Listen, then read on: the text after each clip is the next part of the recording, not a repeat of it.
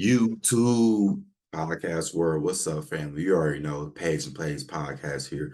Going to be giving y'all week 17 of the NFL picks. Hit the like button, subscribe, pass the word around. You already know those things.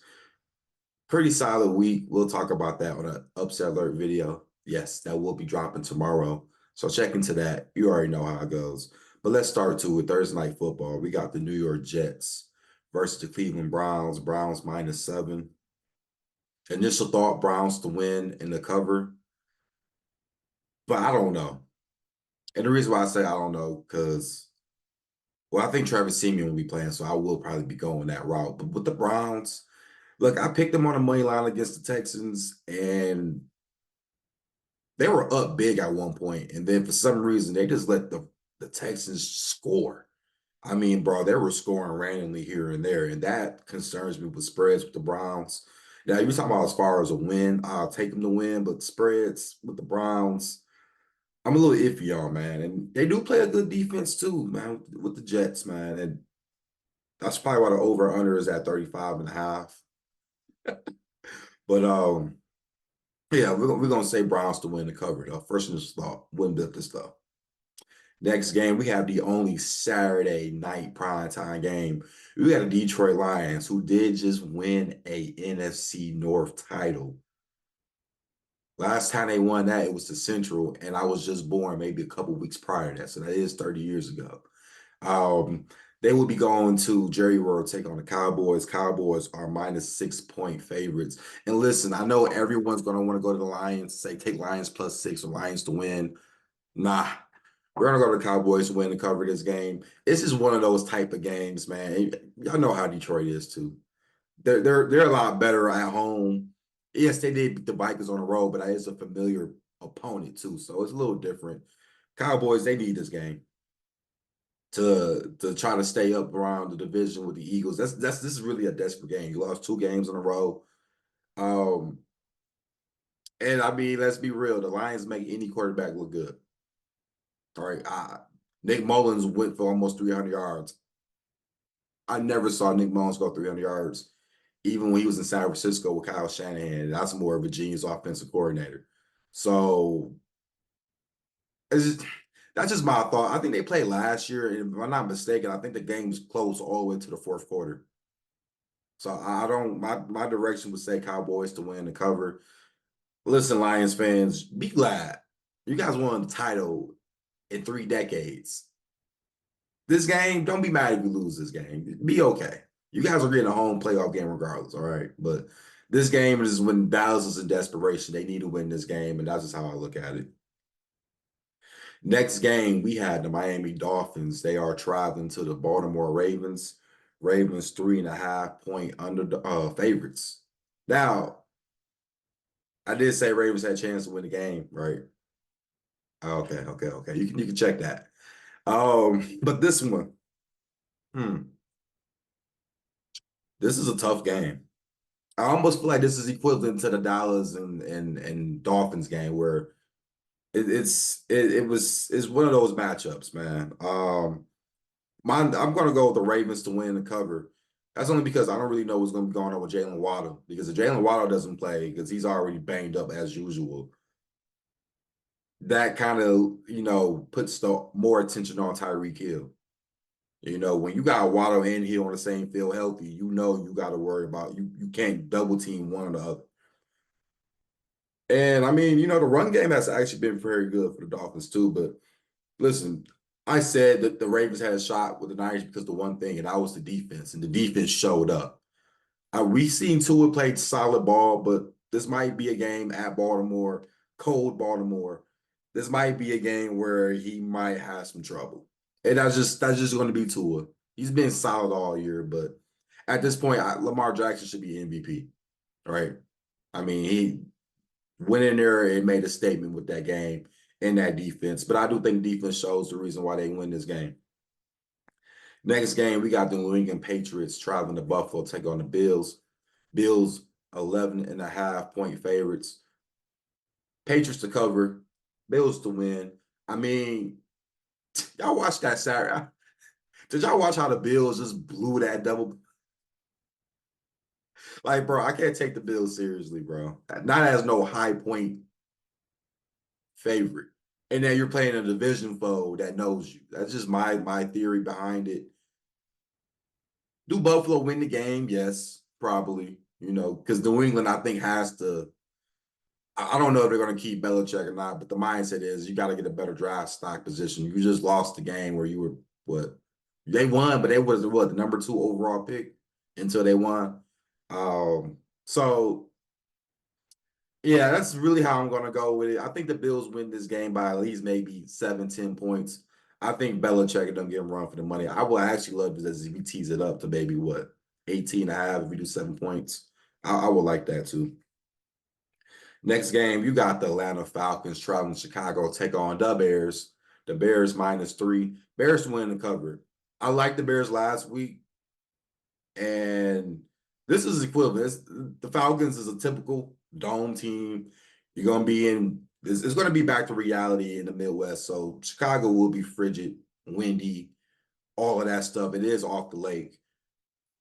I expect this Bears team. Justin Fields has been playing better week by week. I've been probably the only few people to sit there and say I think he's worth a franchise quarterback.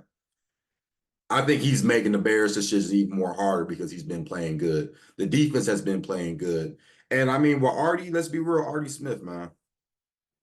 Um, well, Artie Black Smith, whatever the hell his last name, I don't fucking know. But how do you not use Bijan Robinson? This is fucking crazy. You don't use him, but you draft him in the top 10 pick. Right? I mean, like Taylor Heineke is straight, so I guess it opens up the pass game. But how do you have? I mean, I don't understand it. I don't understand the methodology. And listen, the Falcons defense has been pretty solid too, but I'm trusting the Bears at home again in that windy city. I see monsters the midway type vibe with Montez Sweat. I think he shines to be a Pro Bowler this year. He still got the most sacks from Washington, and he got the most sacks for the Bears. I think that's pretty solid for a trade. So I got the Bears to win and cover the -3. Next game, we got the Houston Texans traveling. Well, no, the Titans are traveling to Houston to take on the Texans. Texas -3.5. I don't like the hooks. A lot of these games this week are based off hooks. Not the biggest fan of them, but I'm going with Texas to win and cover, even with the -3.5. This is me assuming that CJ Stroud will be back. Titans, man, they're a team. I almost feel like they just need to tank now. They're 5-10. We know you're not going anywhere. Go ahead and lose these 2 games. Get your future left tackle, and maybe some other players from the drive and call it a day. But when you're the Texans, they still have something to play for too. This is division rivals, man. And the last game was very close because it did come down to a game-winning field goal. Yes, it was without C.J. Stroud though, so that is the difference. Um, but yeah, man, give me Houston to win and cover this game, man. They definitely need to bounce back. Next game, we got the Las Vegas Raiders traveling to Indianapolis, take on the Colts. Colts -3. I know what people are going to think. We should all take the Raiders because they just beat the Chiefs. Mm-mm-mm-mm. We're going with the Colts on this one. Colts -3. I know they've been losing, but that's just how the NFL goes, guys. Y'all have to understand that. Just because they beat KC, that don't mean you should hop on a bandwagon and pick the Raiders for next week. It's a brand new week. That's how it goes. You have to get over it, okay? Colts, yes, I know they lost to the Falcons bad, but the Falcons play good at home. We know this. If you really want, I think all their wins pretty much came from at home minus the Jets game. So I'll be taking the Colts in this one. It, it's tough. It's tough. But I mean, I think it's -3 because it's a home field thing too. So I'll take the Colts to win and cover. You can run on this Raiders defense. Jonathan Taylor, man, show up. Zach Moss, just use those two. You do got Michael Pittman Jr., you got solid pieces, but the Raiders, you know what? They're pretty solid too, man. With over under is 44.5. Almost I could go on under. I could see it being a 24-10 game Colts if they win. I can see it like that. It's going to be a nasty game. Next game, we got the LA Rams traveling to the Giants, Meadowlands. Giants plus 6.5 point underdogs. I got the Giants to cover, Rams to win. I don't really know. I always say why the Giants have a shot. I don't think I need to keep explaining it every week about that ball. But I don't know if Tyrod will be starting or DeVito. If it's Tyrod, I think you got even more of a better chance to cover because Tyrod can at least move around a little bit, create some plays. But shout out to this Rams team, man. This Rams team has been very underrated. I mean, they're in the playoffs right now. If it was the end, I don't think no one would even realize it. You know, the one problem with them is they do lack depth. But when you got Kyron Williams, as long as he's healthy and up running, that offense is going to be running. As long as Aaron Donald is still there, which he still is, they should be okay. But I got them to win the game, but they don't cover the 6.5. Next game, we got the San Francisco 49ers going to Washington, take on the Commanders. Commanders might plus 13.5. 49ers to win the cover. Not a lot of science to it. Um, what you want to say, the Chase Young revenge game? If you would have put that narrative to it, because we know Washington doesn't have an offensive line. The 49ers got blew out Monday Night Football. I think that's kind of pissed them off. Um, so yeah, I would be going 49ers to win the cover. Do I feel confident on it? No, but Washington just got right awful. Now, if Jacoby Brissett plays instead of Sam Howell, then I think that's an even greater chance for Washington to cover this game, honestly. Next game, we have the Carolina Panthers going to Duval to take on the Jaguars. Jags minus 7 point favorites. Jags to win the cover. And I know people will be like, well, the Panthers have been covering. Bryce Young has looked a little better, and I agree. But this is a team that Jaguars been losing bad games, and that last game last week was terrible. But this is how they have to bounce back, man. 7 point favorites. It's at home too. It looks like from right now it's juiced up to the Panthers at the +7. So I almost kind of feel optimistic that that number may go down for the Jaguars, and I might get it at 6.5, and I'll probably take it then. But yeah, Trevor Lawrence, man, he's gonna have a good game. He's gonna bounce back. The defense is gonna bounce back too, because Bryce Young has been all right, but he is a rookie. And he's just now starting to show something. It's different when it was CJ Stroud, right? We see CJ Stroud all year be productive. Um, no receivers for the Panthers, man. I think that's what really hurt Bryce Young this year is this. No receivers that can separate. Offensive line other than Ike Ekwonu has been trash, right? You can bash Ike, but he is a second year player too. He's still learning the game also. The defense is, believe it or not, top five. I have to give defenses credit when credit is due. But I mean, when you're the Jags, man, they can stop the run. And I know the Panthers are going to want to try to run the ball to get Bryce. So that's my approach. If they can stop the run, they can easily cover this game. But I get it though. +7 is a lot of points, and this is a team that it's a two-win team, so it's possible when you play against a team like that. Next game, we got the Arizona Cardinals against the Philadelphia Eagles. Eagles minus 10.5. Listen, this sounds crazy. Actually, it doesn't sound crazy. Give me the Cardinals to cover, Eagles to win. This Eagles team, how are you up so big against the Giants and then just let them come back? Like they were covering what was it? I believe at one point it was 11.5, 12.5, and then it went up to 14. But they were covering that number. And then I look up, it's like what? 30, was it 35, 20, whatever it was, the score. I think they like won by 8. But just the fact that that game was that game was done for until Tyrod came in. And the Cardinals, you know what? I think is it Gannon, right? The coach? Did he come from Philly? So if anybody that knows Philly and knows Sirianni knows how this team is, I think it would be Gannon, right? Gannon and Steichen would be the two coaches that know it. So that's why I think that way. Are the Cardinals competitive? They try. They don't have the best roster on defense. I think that's what will have to worry you because DeAndre Swift has had a hell of a year this year. So I do think you have to have a concern if you're going to pick the Cardinals, you know. But the Eagles have been letting teams score, believe it or not. They have. So my initial thought, like I'm saying, man, Cardinals to cover, but Eagles win.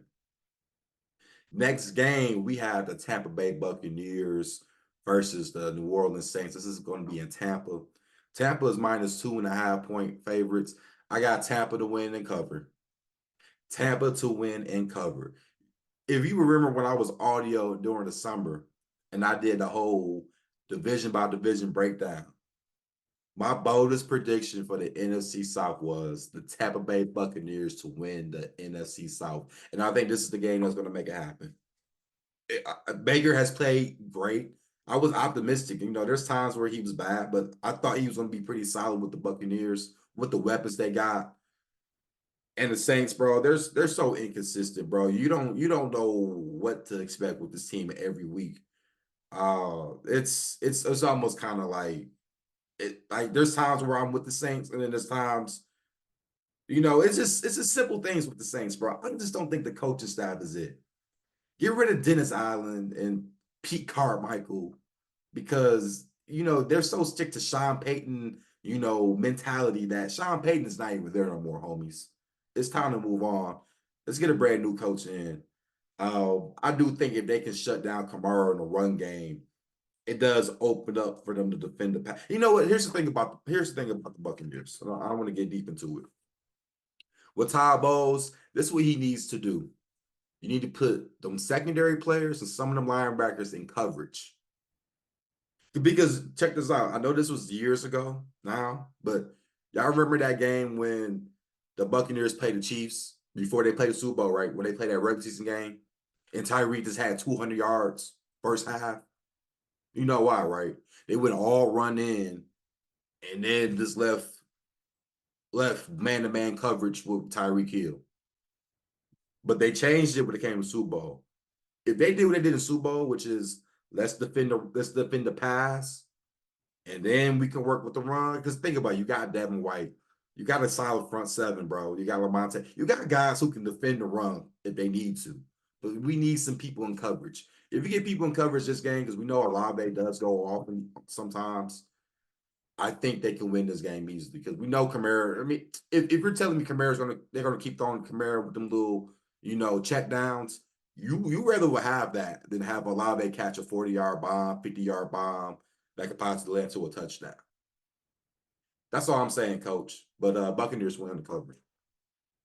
Next game, we got the Pittsburgh Steelers going to the 12th man Seattle Seahawks. Seahawks -3.5. Seahawks to win and cover. Yes, Seahawks to win and to cover. This is going to be a crazy one. And right now, it is juice to Pittsburgh right now. So I almost hope it goes to 3, 2.5. I'll definitely pick Seattle. I know the narrative is they blew out Cincinnati. Mason Rudolph looks better. I agree. He looks better than, Maserati Mitch, but you are in Seattle. How many times do I express this? This team in Seattle is just, they're a tough team, man. When I thought they would lose to the Titans, they found a way to win. They are tough. This is what Seattle does, man. They find out ways to win. Pete Carroll is a good coach. I respect Mike Tomlin, but listen, Seattle's going to run this ball on this team. That's the thing that the Bengals couldn't do. They couldn't run. They didn't want to run the ball, and they were always behind, so they had no choice but to pass the ball. And when you run the ball, that opens up the passing game, and then you got to worry about DK. You still got to worry about Tyler Lockett. You still got to worry about Jackson Smith-Njigba, and they got Noah Fant still. So and the defense. I mean, the defense is it's a younger unit, but they're still tough. So that's like my approach. I do see Pittsburgh falling behind this game and playing catch up, but I still see Seattle winning and covering this game. Next game, we got the Cincinnati Bengals traveling at Arrowhead to take on the Chiefs. Chiefs are -7 point favorites. Bengals to cover, Chiefs to win. I mean, is there really a lot of science behind it? Not really. But how many times do I say Chiefs don't cover games like this? 7 points. I think at one point it was at 8 when I first saw it. So it's been bought down a little bit. Listen, I know the Chiefs. I think the Chiefs' main thing is let's worry about the playoffs. I don't even think they really worry about the regular season at this point. Losing that game to the Raiders like that pretty much told me what I need to know about that team. The Bengals, they got blown out, so I think they're gonna have a little fight, a little fight. And I don't think Jamar Chase played too, so that's another reason why I think they got blew out. I don't think he'll play the rest of the year, honestly. But you still got T. Higgins out there, man. I think it'll be close. I'm not saying it'll be. I think it may be spot on 7. I say anywhere between 3 to 7 points. I can see the Chiefs winning this game. Next game, we got the San Diego. Oh, not San Diego. God, the Los Angeles Chargers. I miss the San Diego days, though. The LT days, Junior Seau days. Come on now, Drew Brees. Y'all know what I'm talking about. But they are traveling to play Denver at the Mile High. Denver is -5.5. I say Broncos to win and cover.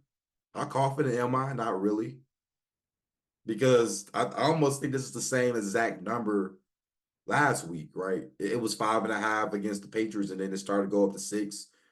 Then it goes to 6 to 6.5, then 6.5 to 7.5. When I saw 7.5, I had to take New England. That was just the indicator. You had to take New England this one. The Chargers, man, I don't think Keenan Allen will be playing. We know Herbert's not playing.